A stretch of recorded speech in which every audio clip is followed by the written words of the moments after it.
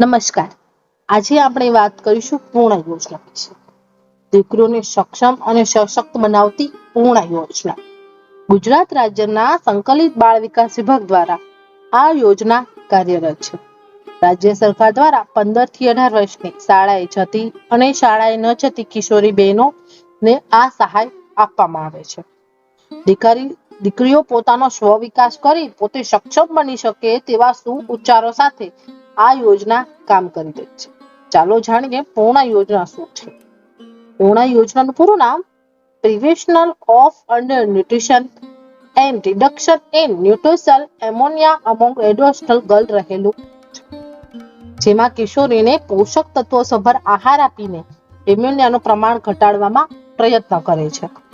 ચાલો જાણીએ પૂર્ણ યોજનાનો હેતુ શું છે. કિશોરીઓને સક્ષમ બનાવવી, કિશોરીઓનું પોષણ અને આરોગ્યની સ્થિતિ સુધારવી, આરોગ્ય, સ્વચ્છતા અને પોષણને લગતી જાગૃતિમાં પ્રોત્સાહન આપવું, શાળાએ ન જતી કિશોરીઓને કૌશલ્ય તાલીમ કાર્યક્રમ સાથે જોડાવવું, કિશોરીઓનું જીવન કૌશલ્ય સુધારવું, વર્તમાન જાહેર સેવા જેમ કે પ્રાથમિક કેન્દ્ર, bank, post office, railway station, police station વગેરે વિશે માહિતી પૂરી પાડવી. ચાલો જાણીએ પૂર્ણ યોજનાનો લાભ કોણ મેળવી શકે છે.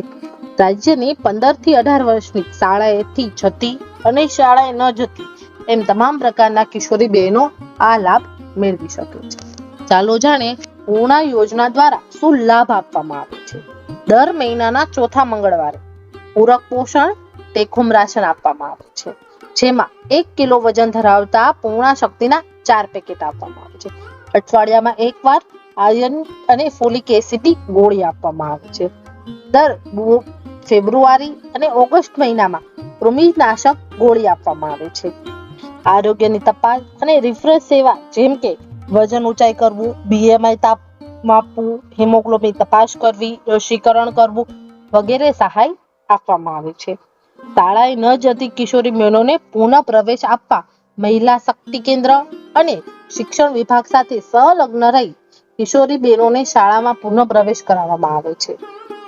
કૌશલ્ય વર્ધક તથા આર્થિક ઉપાર્જના માટે વ્યવસાયિક તાલીમ આપવામાં આવે છે, જેમ કે KVK, ITI સાથે જોડાણ દ્વારા પ્રવેશ આપવામાં આવે છે. જીવનનું કૌશલ્ય શિક્ષણ તેમજ ઘરની વ્યવસ્થાપનની પણ તાલીમ આપવામાં આવે છે.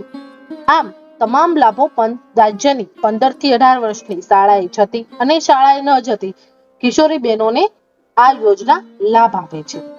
આ યોજનાનો લાભ મેળવવા કિશોરી બહેનોને આંગણવાડીમાં નામ નોંધાવવું ફરજિયાત છે. આંગણવાડી કેન્દ્રમાં નામ નોંધાવવા માટે કોઈ પણ પ્રકારની આવક મર્યાદા લાગુ પડતી નથી. ફક્ત આધાર કાર્ડ પુરાવા તરીકે આપીને રજૂ કરવાનું રહેશે અને આ યોજનાનો લાભ મેળવી શકશે. જો આપ કિશોરી છો, આપના ઘરમાં કોઈ કિશોરી બેન છે, તો તે આજે જ આ પૂર્ણ યોજનાનો અચૂક લાભ મેળવશો. ધન્યવાદ.